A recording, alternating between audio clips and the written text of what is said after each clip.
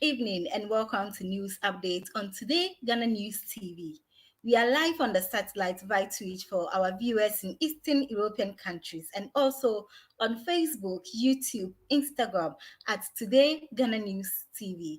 We are also on Anchor FM podcast on at Today Ghana News TV. Now the headlines. John Dramani Mahama met with the regional houses of chiefs from the Upper East region. Speaker of Parliament of Ghana, Agban Babi, says Ghana as a country cannot be threatened to accept LGBTQI, and counseling and guidance must be a priority at all schools, Mr. Gali. We have these and other stories coming your way in the next 45 minutes. My name is Edna Sagbanya, and the news has been sponsored by Agbozu Herbal Clinic and the Links Cosmetology Training Institute.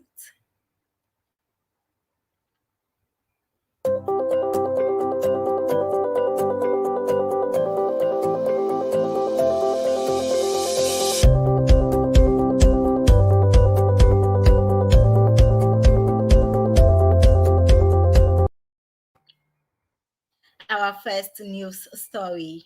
Speaking to the Regional House of Chiefs from the Upper East region, John Dramani Mahama stated that youth unemployment has been a problem for governments all over the world, but is a major problem here in Africa.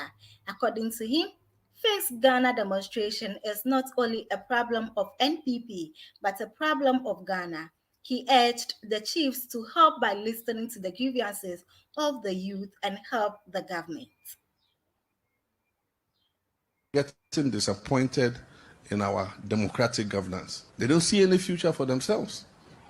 Youth unemployment has been a problem for governments all over the world, but it's particularly a problem for governments in Africa. We have 12 million graduates coming out of universities and tertiary institutions all across the African continent. And yet we are producing between 6 and 7 million jobs a year. And so what happens to the other 5 million graduates who cannot find employment? And it's beginning to show in other countries. In Nigeria, they had the SARS movement. It was like a rebellion against police oppression. But who are those who took part in the SARS movement? It was unemployed youth. And the point is, let's not think that if you are enriching yourself, you are safe. When the youth rise up, they think that everybody who is living a good life is one of the people oppressing him. That's why he cannot get a job. And so in Nigeria, they went rampaging the streets. If you're driving a nice car, they'll break your glass and molest you. Meanwhile, you probably are not part of government. You're a doctor or something. Your hard-earned money has bought that Mercedes-Benz car. But when they see Benz, they say, hey, it's because of him we can't get jobs. We must not allow that situation to happen in Ghana. In Ghana, it's more civilized. Fix it. What have they done? They've not gone on rampage. They've not destroyed anything. And so what we should be doing as leaders is listening to them. Because these are our children, the youth of this country. Fix it is not a problem of only MPP. It's a problem of Ghana, all of us. And so when people in government think that these young people, we must demonize them, we must do this, it's not because of MPP. It's all of us. They are expressing disappointment in our collective leadership. And the earlier we listen to them, dialogue with them, if I was president, call a national strategic meeting on how we can create youth employment, sustainable jobs, because no one party has the answer. One of them has dropped out, a fear something, because she's been so hounded she can't take it anymore. And so she says, it's okay, I've dropped out. But her dropping out has not solved the problem of youth unemployment. It's still there, staring us in the face. And the government communicators go and lie that I have given them £85,000 and I've given them 1.5 million CDs for their demonstration. Absolute lie. Those old Machiavellian tactics don't work. I haven't given Fix It one single CD. And yet to demonize their leaders, create the impression that their leaders have collected money so that you can detach the leadership from their following. For me, I take them seriously because those young people are our children. And whether you demonize them or not, the problem of youth unemployment remains and will continue to grow. I'm raising all these issues because I think you, as our fathers, and as the moral voice of society, should be conscious of what is going on. There's growing insecurity because young people don't have jobs. Many of the armed robbers they are arresting today are our children. They are Ghanaian youth who have dropped out of JSS and SSS, or who have finished tertiary institution and have no opportunity to find work. Formerly, if there was an armed robbery, you said, oh, it was Nigerians. Today, when you see you catch armed robbers, you find our Ghanaian youth amongst them. Right now, there's insecurity in this part of the region. In the night, you must not risk traveling on our highways because your chances of running into a highway robbery is very high. And so these are all things that we need to be mindful of. We are the opposition, and we're ready to play our role. Not to obstruct government, but one, to hold government accountable, and two, to collaborate with government where they are doing the right thing in order that life will be better for our people. Because one day, however long it takes, we will take the administration of this country again. And the country must survive so that when we come into office, we'll be able to continue from where whoever left off.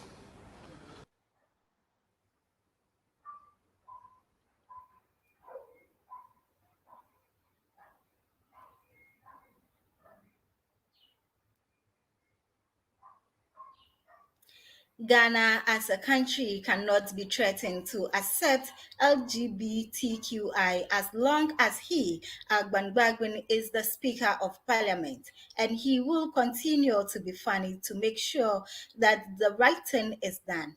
He, in return, warned the people threatening the MPs who are leading the bill to put a stop to it.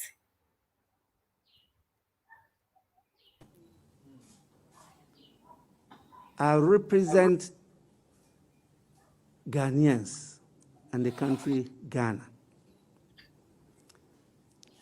We have spoken with one voice that we don't want anything to do with whatever terms they add, because there's still no end yet. As we are told, we used to call it lesbians and gays. Then they started talking about transgender, they talked about transsexual, they talked about queer, and they've added another Q. And then they started intersex, and then they brought another A, they added another A. Now they added P, and then they see two letters that they see a plus. One of their activists called Mo said in social media, I'm a funny person. That the speaker is a funny person. I will continue to be funny to make sure that the right thing is done.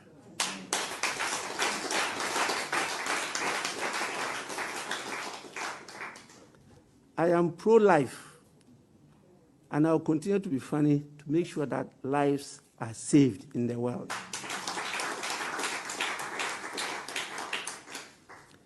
I will continue to be funny to ensure that this world created by God as a garden of Eden for us to enjoy will continue to be enjoyable by all of us. We will not threaten any person, but we shall also not be threatened. And all those threatening the members of parliament who are leading this bill, please be warned.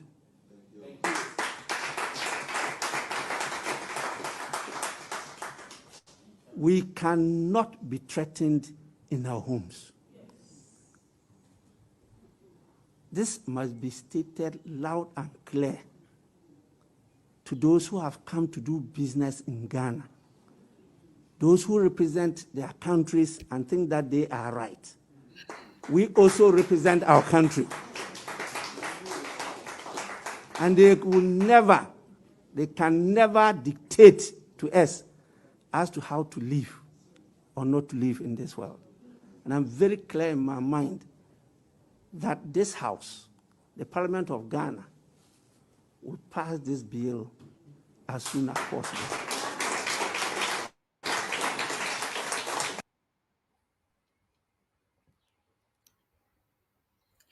Counseling and guidance is one predominant key to support our educational institutions. The purpose of guidance and counseling is to help students achieve happiness and success within their social and educational context. For young children, this involves adaptation to the educational environment and addressing any social or family problems that may interfere with the child's psychological health. With this, the founder of Terra Foundation and Ghana Education Alliance, a non-governmental organization, Walter Gali, has called on philanthropists to team up in training teachers on counseling and guidance, proposed by WHO to improve the lives of schools. Counseling and guidance is one predominant key to support our educational institutions. The purpose of guidance counseling is to help students achieve happiness and success within their social and educational context. For young children, this involves adaptation to the educational environment and addressing any social or family problems that may interfere with the child's psychological health. With this, the founder of Terra Ghana and Ghana Education Alliance, a non-governmental organization, Walter Gali, has called on philanthropists to team up in training teachers on counseling and guidance proposed by WHO to improve the lives of schools. The training of counseling and guidance, according to him, must be a priority to all schools in the country. According to him, this would go a long way in helping schools to reach their goals. Mr. Gali discloses this at a workshop organized by Terra Foundation to train heads of schools and teachers on the counseling guidance to support the school children and parents at large in Accra. He noted under COVID-19 era that most of the schools do not have counseling officers at the various schools, of which is not advisable for schools under that era. On her part, Executive Director of Work Partnership International, Naaku Ajay, discloses that most of the children have dropped out of school based on food provided for them. Others too are not in good condition, of which government must take critical look into. Mrs. Na said caterers in various schools need food security training. And for that matter, every teacher needs to have an idea or should have some basic principles in counseling.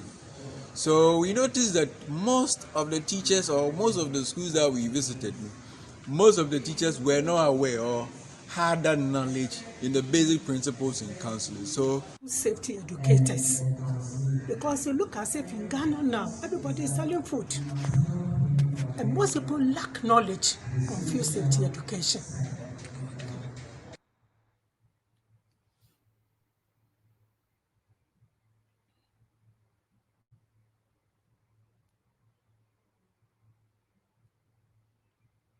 Residents of Duta electoral area in Ketu South of the Volta region are appealing to Ketu South Municipal Assembly to come to their aid to provide them with potable water as well as better health care.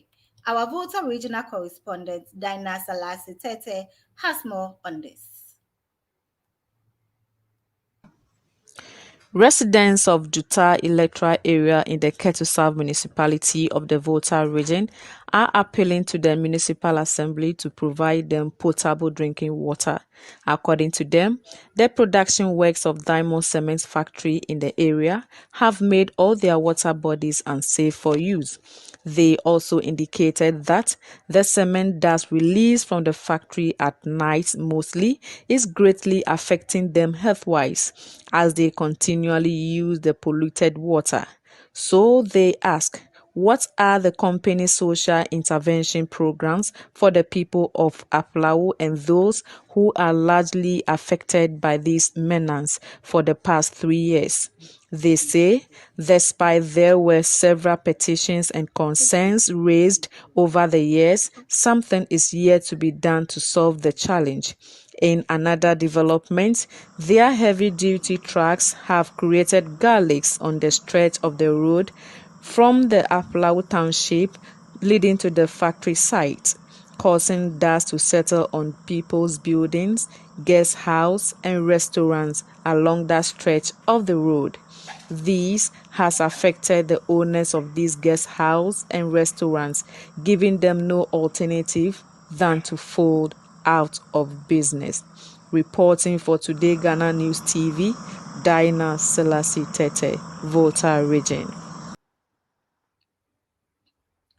Residents in Asin Atenta near Asin Breko in the Asin North District of the Central Region has been thrown into a state of shock as a 65-year-old woman, Mami AC Dokwa, has been beheaded, body cut into 3 separate parts, and intestines removed in the bush by an unknown assailant. The lifeless body of Mami AC Dokwa, 67-old-year farmer, has been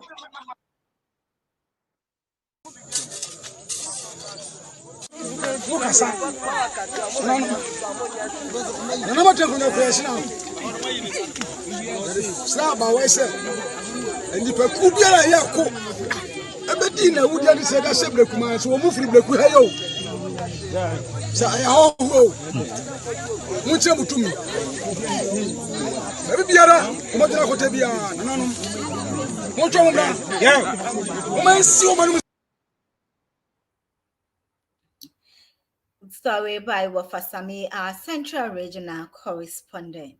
That will be all for tonight. Thanks for tuning in. My name is Edna Sabonya. You can log on to our social media handles on Facebook, YouTube, and Instagram at Today Ghana News TV. Thanks to our sponsors, Agozo Herbal Clinic and the Links Cosmetology Training Institute. Thank you.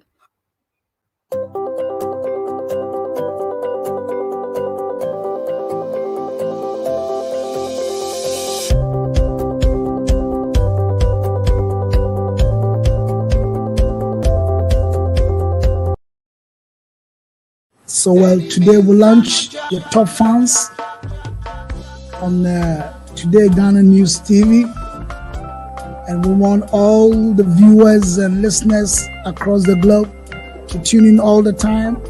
We're calling everybody, call your brother, call your sister to tune in all the time and be watching great, amazing prizes from today. So keep watching Ghana News TV.